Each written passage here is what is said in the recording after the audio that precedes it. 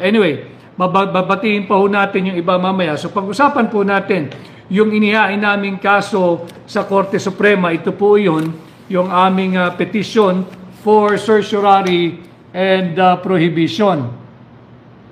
Final po namin ito nung Monday. Marami po ang nagsasabi bakit napakatahimik ng pag-file namin sapagkat po ito'y isang mahalagang kaso at hindi naman po tayo after ng media mileage kaya minarapat po namin ni Congressman Sid Ungab at ng mga ibang petitioners na mga pawang premyadong abogado na mag-file quietly at ihayag na lamang na kami nga ho ay nakapag-file na the following day which is kahapon. So ito po yung kopya ng aming final nung Monday na petisyon sa Korte Suprema.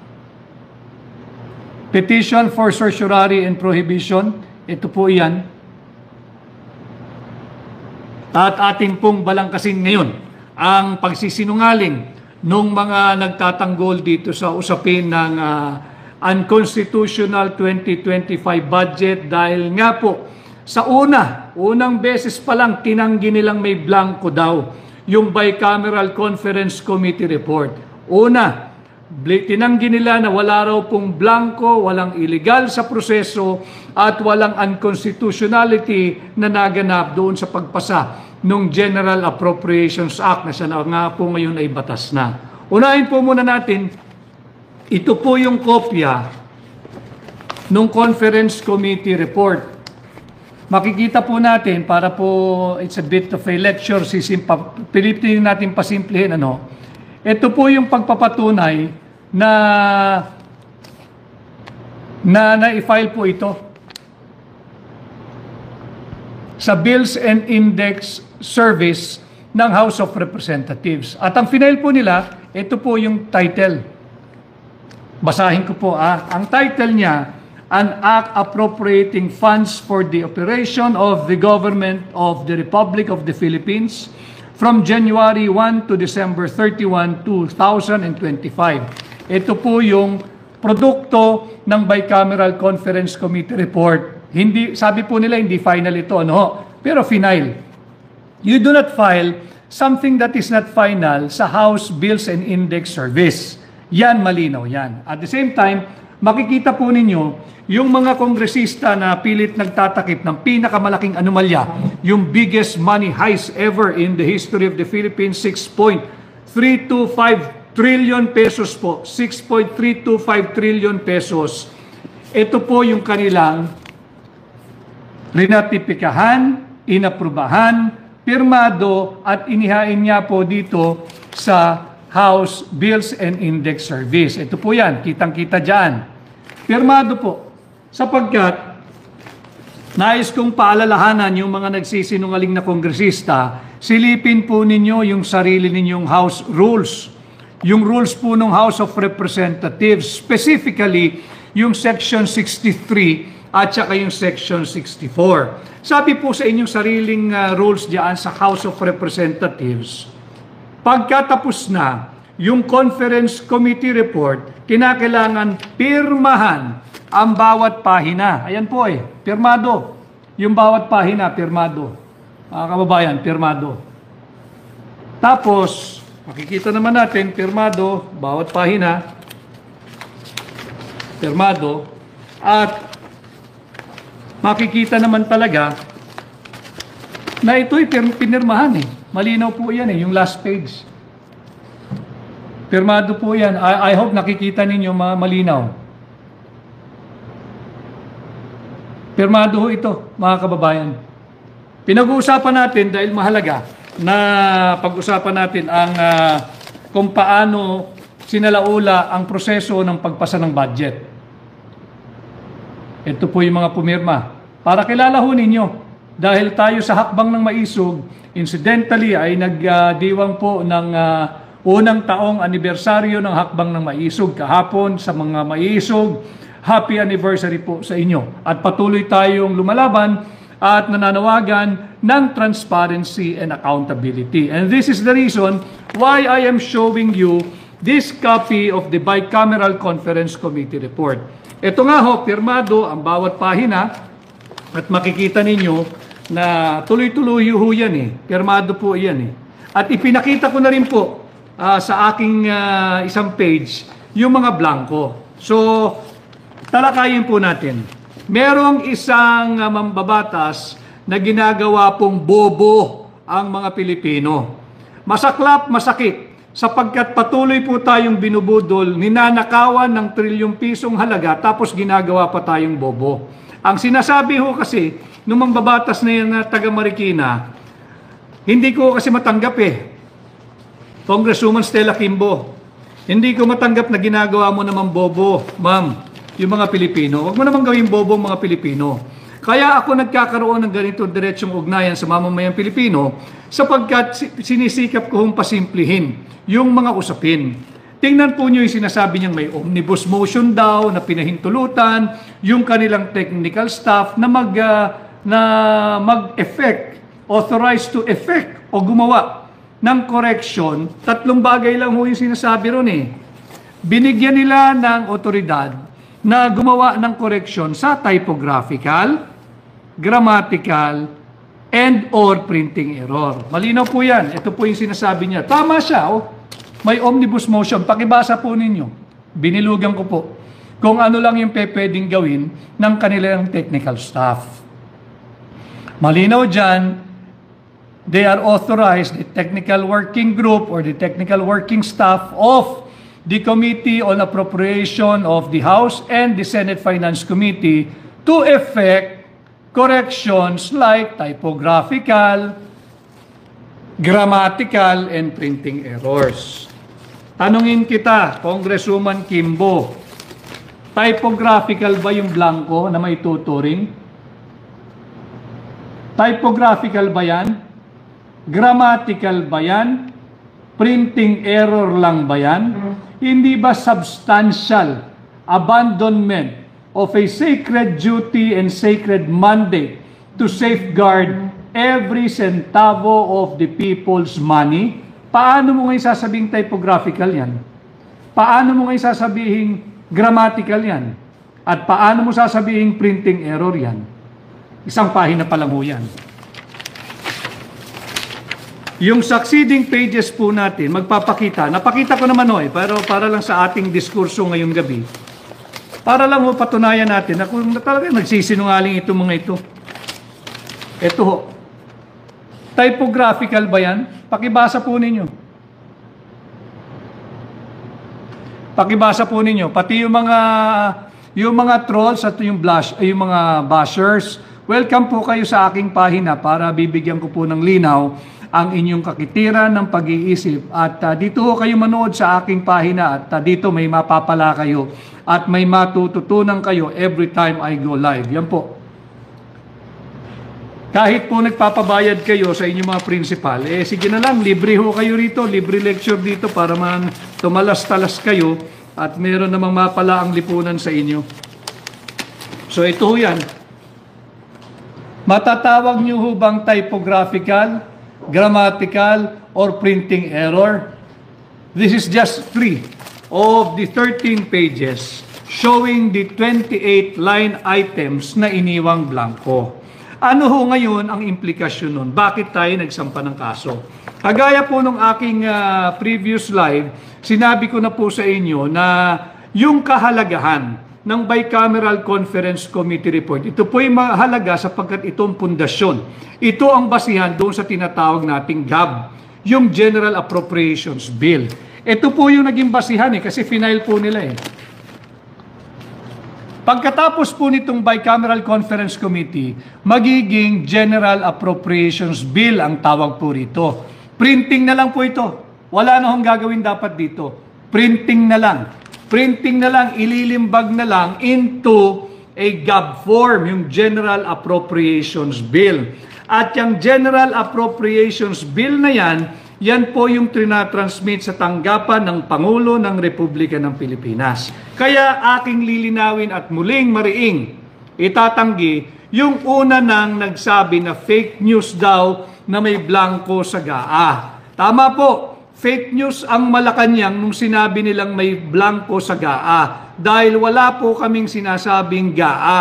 Ang blanco naririto sa primary document na tinatawag Bicameral Conference Committee Report. Ito nga po yan, House Bill 10800, House Bill 10800. Malinaw po tinatakan pong receive ng Bills and Index Service ng House of Representatives. Ito po, nung natatakan na mga kababayan, wala na akong pwedeng galawin dito.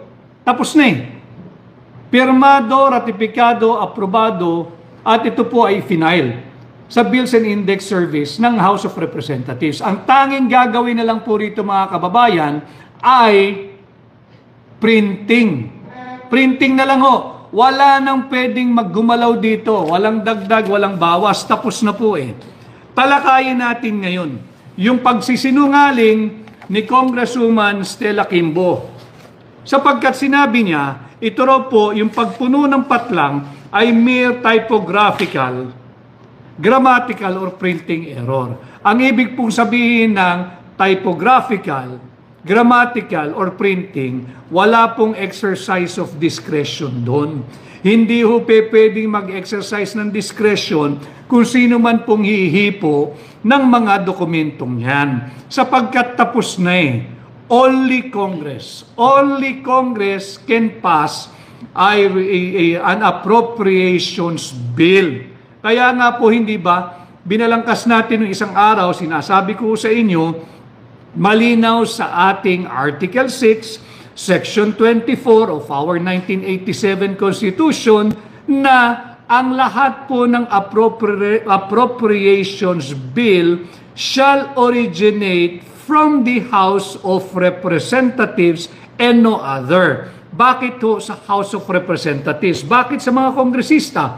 Dahil nga po ang assumption ng ating saligang batas, mas marami sila, kinakatawan nila yung mas maraming tinig ng higit na maraming Pilipino. Subalit hindi naman yan ang nangyayari ngayon sa ating Kongreso. So balikan po natin si Stella Quimbo. Sabi po niya, yun nga raw po, ito'y typographical, grammatical, at printing error. Kasinungalingan. Sapagkat ang dami pong blanco. Meron pong gumawa ng isang computation, halos umabot po ng 214 or 241 billion pesos yung halagang iniwan ng mga blanco. So sino ang tanong natin, sino yung may makating kamay na nagpuno ng mga blanco dito sa Bicameral Conference Committee Report? Kaninong makating kamay yan? Palaisipan at pinag-uusapan pa rin natin ngayon, babae ba siya yung nakialam dito? Lalaki ba siya? Tandem ba sila? Isang lalaki at isang babae? O marami sila? Kaya nga po dapat silang panagutin natin. Ang tinuturo yung atin pong mga kababayan na empleyado ng gobyerno, lalo na po dyan sa Senado at dyan sa House of Representatives, mag-iingat po kayo. Tila may malalaglag dito at mukhang ang direksyon, yung mga miyembro ng Technical Working Group o yung technical staff ng Committee on Appropriation at ng Senate Committee on Finance, yung technical staff. Bakit? Ba't ko po nasabi yan? Malinaw po kasi dito sa omnibus motion na ang binigyan lang ng kapangyarihan na gumawa ng correction pagdating sa typo, grammatical, and printing, yung technical staff. Pakinggan niyo po mabuti ang paghuhugas kamay ni Stella Quimbo.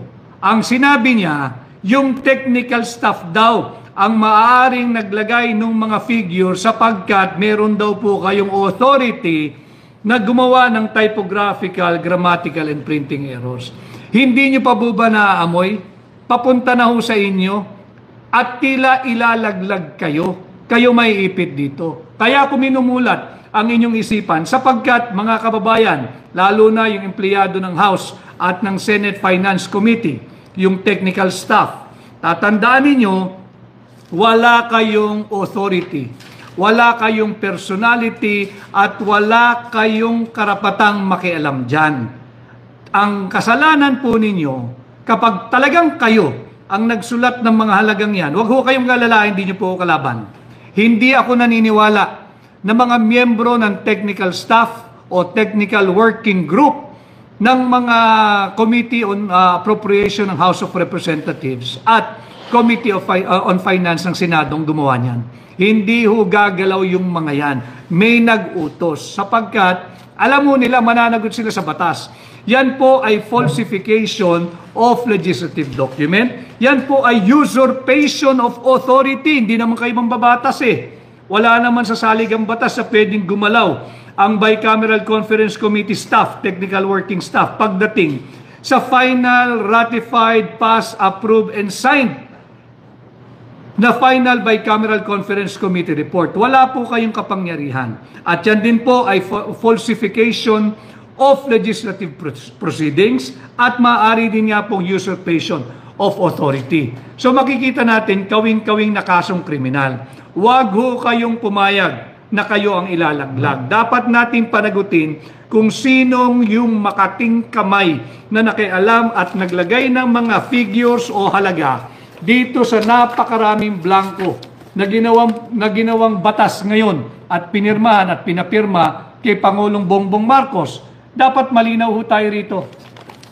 Okay. Ngayon, yung sinasabi ni Stella Kimbo, yung mga taga Marikina, mag-isip-isip ho kayo. Kung ganitong uri ang nag-a-apply sa inyong aplikante bilang mayor, delikado po kayo. Mauubos ang pera ng Marikina. Mas bilib pa ako doon sa mga barangay captain at barangay council, yung konseho po ng barangay ng Marikina.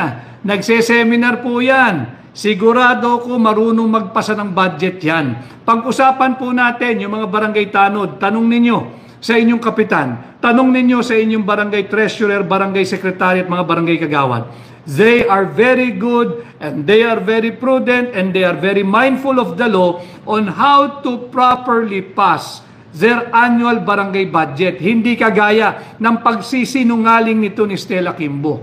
Kay Hazel Aquino, di gagawin ng technical staff, kawawa naman sila. Sila ang ituturo ni Tapia. I agree with you, Hazel Aquino. Kaya nga natin dinidiskurso ito upang mamulat sila na papunta sa kanila. Ilalaglag kayo, mga kaibigan ko. Ayaw namin kayong kasuhan dahil alam namin hindi kayo yan. Pero I hope one day, very soon, one or many of you will start to speak up. Ituro ninyo sino nag-utos, kaninong makating kamay ang kumalikot dito sa final ratified, signed and filed sa House Bills and Index as section itong bicameral BICAM final report. Kay Sabrina, sana po magtagumpay tayo dyan, Attorney Vic Rodriguez. Kaya po namin minarapat na ni Congressman Sid Ungab na i-file ito sa Korte Suprema quietly upang pasinungalingan muli ang napakaraming sinungaling na mambabata sa sinasabing ito raw po ay politika lamang. Paano naging politika? Budget ito. Paano naging politika? Biggest money heist ito. 6.325 trillion pesos. At kasali ang bawat tinig ng mamamayang Pilipino rito. Bakit? Public money ito eh. Hindi nito pribado. Kung ito ay pribadong pera lamang ng inyong kumpanya, hindi kami makikialam. Di ubusin ninyo, gastusin ninyo, lustayin ninyo. Pero wag ang pera naming mga Pilipino. Balik po ako kay Winnie Paran. Ubus na kaban ng bayan, kailan patatapusin kung kailan wala na lahat, ninanakaw na lahat. Tama po yun, ninanakaw na lahat, tutuloy din tayo dyan na Winnie Paran. Hindi lang po ni pera ninanakaw, hindi lang po perang ninanakaw nila, pati po ang posisyon ng Vice President ay pilit nilang ninanakaw kay Vice President Inday Sara Duterte. Huwag po tayong pumayag, tutuloy po tayo at pag-uusapan natin yan mamaya. Kay Brad Stanislao, happy first anniversary, hakbang ng maisog. Kay Ellie G. Marson, correct po sir, salamat. Kay Thelma Woodman, napakaraming berdeng puso. Maraming salamat, Thelma.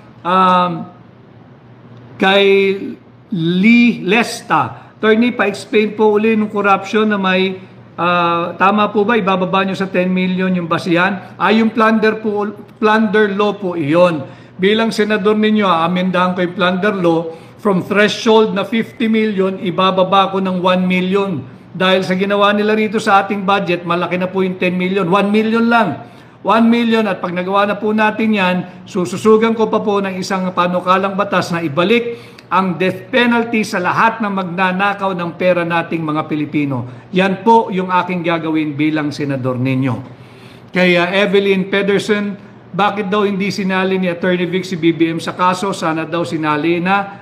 Sabi ni Attorney, yung aking panyero, alam mo ninyo, panyero, hindi mo talagang ganon, ang dinedemanda lamang ay yung executive secretary. Hindi naman dinedemanda ang personal, kundi impleaded party. Sapagkat meron pong immunity ang nakaupong Pangulo habang siya ay presidente. Yan po ang paliwanag. At kaya hindi siya dinedemanda, in effect, nakademanda po siya dahil he is acting through his executive secretary. Kaya impleaded yung executive secretary.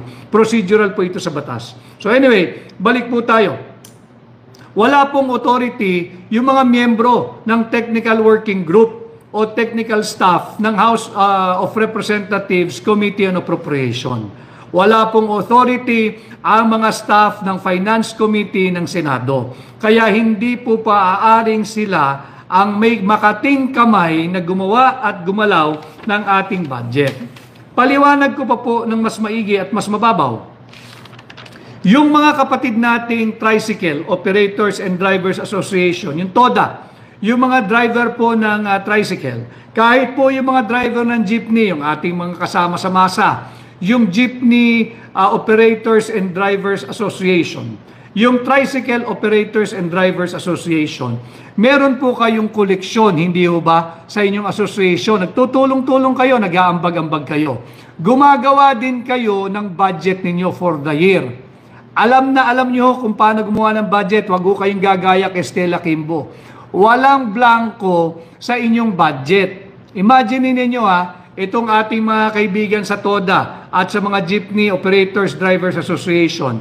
Higit na maliit po yung perang kanilang pinapamahalaan, pero they are very prudent and they are very transparent and they are accountable sa kanilang mga miyembro at opisyal. Hindi pwedeng may blanco budgeting yan. Sasabit yan, mag-aaway-aaway yan. Itaas po natin ng kaunti. Doon sa mga paluwagan, yung paluwagan, uso ito sa opisina Minsan yung ibang eskwelahan may paluwagan din Lahat po ng koleksyon nakalista.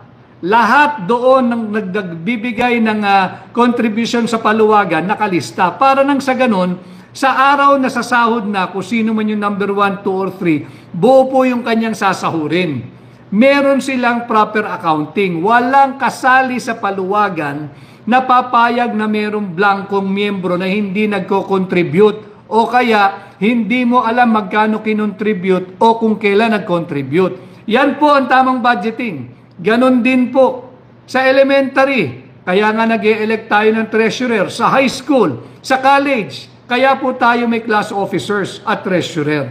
Hindi ho ba nangungulikta din yan? Gumagawa rin yan ng project nila for the year. May budgeting din ho yan. Tanungin niyo po yung mga kabataan kung pwedeng mag-budgeting na may blankong kagaya ng ginawa ng House of Representatives at Senado Bicameral Conference Committee, yung BICAM. Tanungin niyo sa mga estudyante natin kung pwede sa kanila ito.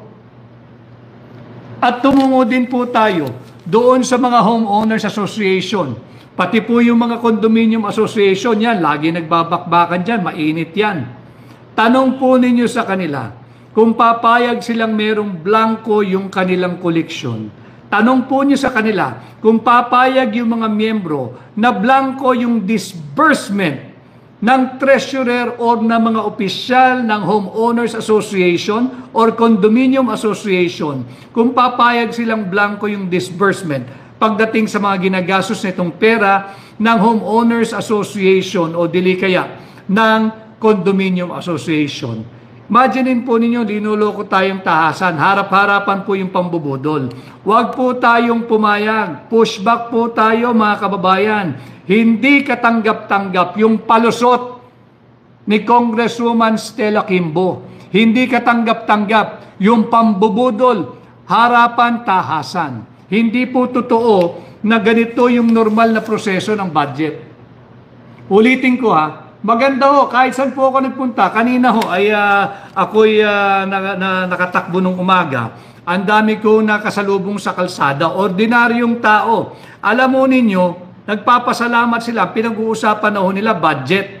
Ako ho ay nagpasalamat sa kanila, kakosalamat, at namumulat ng sambayan ng Pilipino, yung dating hindi pinag-uusapan dahil parang nalalaliman o nalulunod sa topic ng budget, pinag-uusapan na ho. Kaya po tayo may ganitong uri ng diretsang pakikipag-ugnayan po sa inyo at sinisikap ko in my own way na pasimple ng usapin para nang sa ganoon ay lalo po niyong maintindihan yung mga bagay na patuloy tayong binubudol ng Marcos administration. Panagutin po natin sila dahil krimen po ito.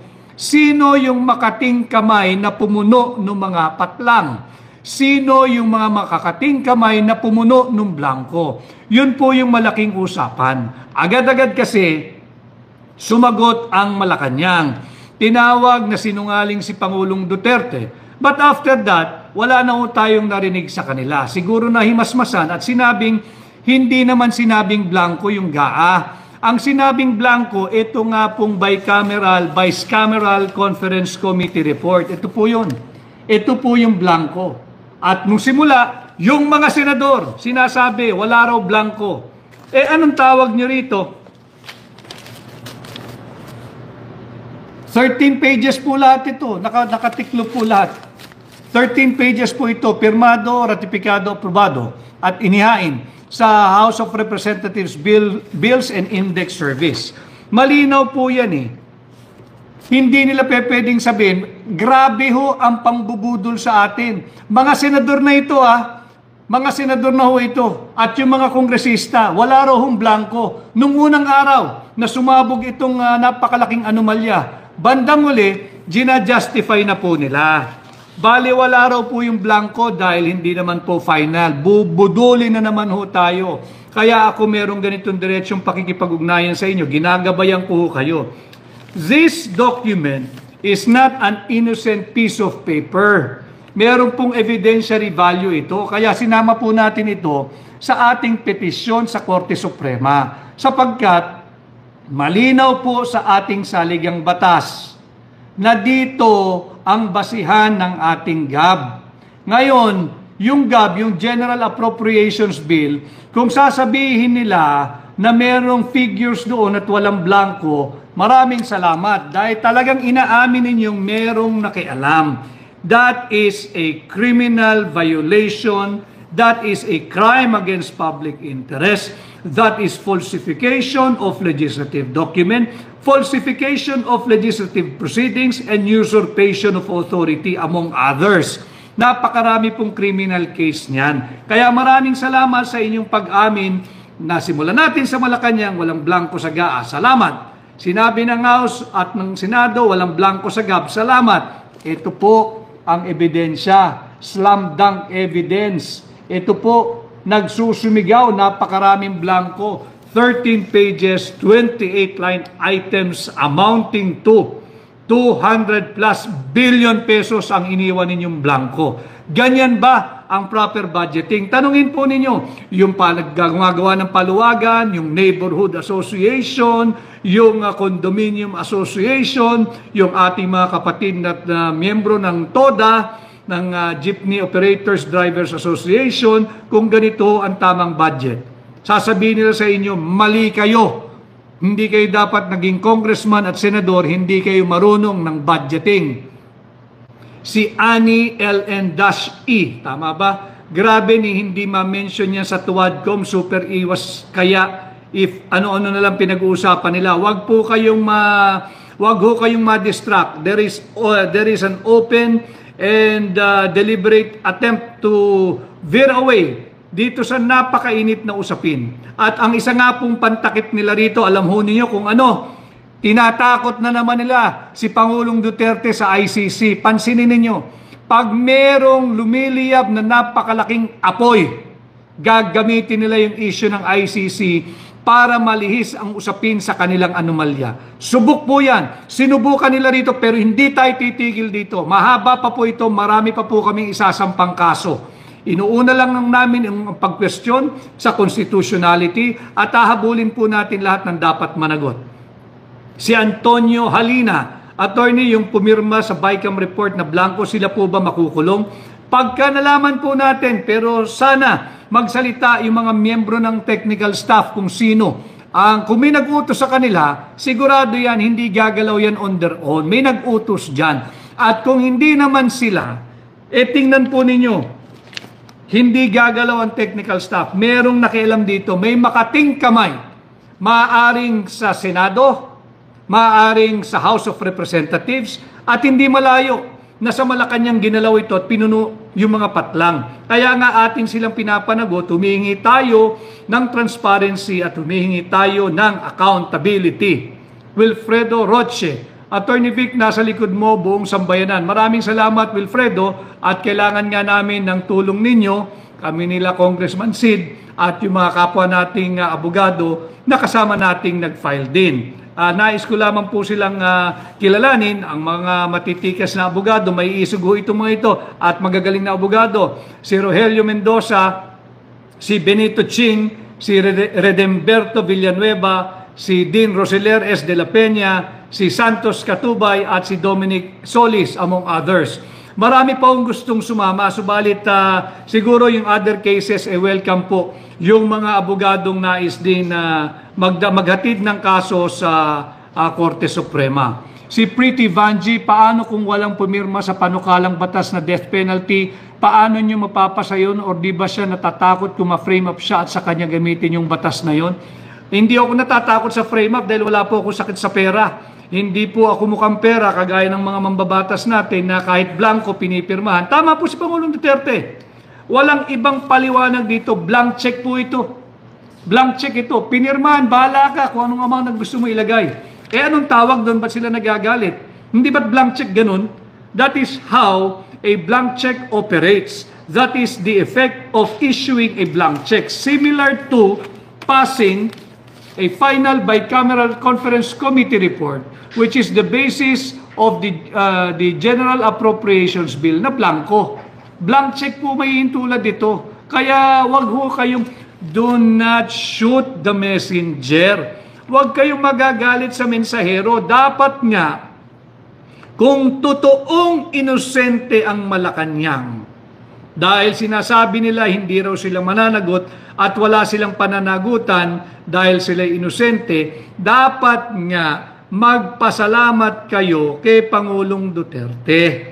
Huwag niyong awahin kung talagang inosente kayo. Hindi niyo pala alam na unconstitutional yung pinipirmahan ninyo. Nung hinatid sa inyong kaalaman, galit pa kayo. Kayo pa yung unang-unang nagtatanggol sa Senado at sa mababang kapulungan. Bakit? Meron ba kayong kinalaman sa pagpuno ng mga blanco at patlang dito sa illegal, immoral, unconstitutional, invalid na final bicameral conference committee report? Yan po yung tanong ng sambayan ng Pilipino. At hindi rin natin titigilan. Ginagawa ho tayo masyadong mangmang nitong Congresswoman na Stella Kimbo. Kayong mga taga Marikina, mag-isip-isip ho kayo. Yung mga barangay captain natin sa Marikina, mag-isip-isip kayo. Mas magaling pa kayong magpasa ng budget dito sa taong nag-a-apply na maging mayor ninyo. Maghanap kayo ng ibang kandidato. Delikado pera ng Maynila, ng Marikina riyan. Sayang naman yung pagiging prudent at masinop sa financing at sa budgeting ni Mayor Marcy Chodoro. Kung isang hindi marunong sa budget ang ilalagay ninyong mayor, maghanap po kayo ng iba riyan. Huwag itong si Stella. Ginagawa pong mangmang ang mga Pilipino. Yun lang naman po ang punto ko rito. Wala namang masamang manahimik ka na lang kagaya ng mga unang araw mo. Abay, nung nagpa-interview ka, babaliktarin mo pa. Gagawin mong mangmang ang mga Pilipino. Mahiya ka naman. Hindi kami papayag hanggat meron pang hakbang ng maisog, aming itutuwid ang inyong pagmamalabis. So yan po malinaw sa atin. Tingnan po ninyo yung mga mambabata. Sinasabi na ito po'y politika lamang at para daw po pagka nagkaroon ng TRO, isa pang kasinungalingan pag daw po nagka-TRO, kaya gusto naming mapasan tabi itong 2025 budget. Tingnan po ninyo mga kababayan, makinig kayo rito, importante ito. Yung sinasabi nila na politika, kaya daw po natin tinatrabaho na maisantabi itong 2025 budget dahil gusto daw po natin na maibalik yung 2 billion pesos budget sa DepEd at sa Office of the Vice President. Malaking kalokohan. Pag nag-reenact po yung budget, nahawak naman po ng presidente yan, DBM yan eh. O di wag niyong i-release yung 2 billion. Ganun lang kasimple. Ito po ay panglilihis. At isa pa hong panglilihis, meron po silang gagawing rally. Yung rally po ay impeach Vice President Inday Sara Duterte. Isang malaking kalokohan ng mga taong ito na bahagi na rin naman talaga ng administrasyon ni Bongbong Marcos. Bakit hindi kayo nagsasalita tungkol dito sa biggest money heist? Ninanakaw 6.325 trillion pesos nating mga Pilipino. Bakit kayo bulag, pipi at bingi na rin? Natapalan na rin ba kayo? Ito ang tanong natin, yung mga magrarally, anong impeach Inday? Dapat ang sinisigaw ninyo, impeach Marcos, impeach Bongbong. Yan ang dapat sinisigaw ninyo. Sinisigaw nyo yung, kung nagkasala, sampa ng kaso. 125 million pesos, nalalakihan kayo. Ano palang tawag nyo rito? Baka naman bahagi kayo dito sa mga blanco. Baka naman meron din parating sa inyo. Baka meron din kayong particular dito sa 2025 budget. Bakit nga hanggang ngayon, yan ang sinisigaw ninyo? Yung mga elitista rin ho kasi yung mga yan eh. Yung grupong yan, bakit hindi kayo nagsasalita tungkol dito sa unconstitutional budget? 2 linggo na pong tumatakbo ang istoryang ito. Kayo'y mistulang bulag, pipi at bingi pa rin. Tahimik na tahimik, nakakabingi ang inyong katahimikan. Pero bukod dyan, nakakadiri at wala kayong paninindigan. Linoloko ninyo ang sambayan ng Pilipino. Ang isigaw ninyo, impeach Bongbong. O dili kaya, kung dinahin ninyo itong mga senador at mambabatas na nagpasa at patuloy na binubudol ang mamamayang Pilipino. Napapag-iwanan na kayo, napapaghalata po kayo, iba ang inyong intensyon. At yung mga kababayan natin, wag ho kayong sumama riyan, pambubudol po iyan, kitang-kita naman. Ninanakaw na, trilyon-trilyon pisong pera natin, iba pa rin na sinisigaw nila, hindi nila kinukundina. At punta rin tayo doon sa miyembro ng Makabayan Black, wag din ho tayo magpapabudol doon. Nakita ko po yung record ng botohan diyan sa pagpasa nitong pag-ratify nito sa House of Representatives. Bumoto po sila, hindi naman sila nag-object. Hindi po sila nag-object. Alam nila ito at ang palusot, hindi raw nakita yung blanco. Paano mo makikita blanco kung natapalan ka na rin? Bulag, pipi at bingi. Bakit nga naman hindi? 6.325 trillion, makikita mo yung karakter ng ating mga mambabatas sa ngayon. Alam mo ninyo, may isang aral ako na natutunan sa aking ninuno. At ibahagi ko lang ho, dahil marami hong nakikinig at nanonood hong mga kabataan din pala sa akin. Ang dami ko hong nakaharap na sinasabi sila yung followers ko din. Alam mo ninyo, yung isang bagay na mahalagang natutunan ko, sabi po ng aking ninuno, when you lose money, you do not lose anything. Walang nawala sa iyo kung nawalan ka ng pera. When you lose your health, you lose something. Siyempre, kalusugan po yan eh. But when you lose your character, you lose everything. Yan po ang mahalaga. Higit pong mahalaga ang pagkatao dapat nating lahat kesa sa kung magkano tumataginting na kwartang ninakaw naman at nanakawin sa ating mga Pilipino. Kay Rino o Rhino Conde, Attorney Vic, sino ang nag-print ng 2025 budget bill? Ang nagpiprint po, trabaho po yan ng House of Representatives. Ang printing ng ating GAB o General Appropriations Bill sa House po yan. Yun nga po ang reckoning point. Basta't na-file na po ito at ito po i-file. May ebidensya naman kitang-kita, filed. Pagka-file po nito, wala na akong pwedeng galawin. Hindi na, sagrado na po ito. Hindi mo na pwedeng galawin, kahit sino, hindi na po pwedeng galawin ito. Dahil ang next step po rito, printing na lamang. Printing na lang, paglimbag na lamang. Hindi po pwedeng galawin ito. Kaya mali yung sinasabi nila na walang blanco sa GAB. O di mabuti inamin yung walang blanco sa GAB. Sabihin ninyo, sino, kaninong authority, at bakit nagkaroon ng halaga or amount yung GAB. Yan ho yung ating pag-usapan. Kay Baby Mira, maraming salamat, Attorney Vic Rodriguez, marami kaming nalalaman sa iyo. Sa iyo ang boto namin, family and friends for Senator. Marami pong salamat, Baby Mira. At ulitin ko, sinisikap ko pong pasimple ng usapan. At ako ho ay minsan ding naglingkod bilang barangay captain at dito sa Lungsod Quezon. Nais kong batiin lahat ng ating barangay captain na nakasama sa lahat ng bahagi ng Pilipinas.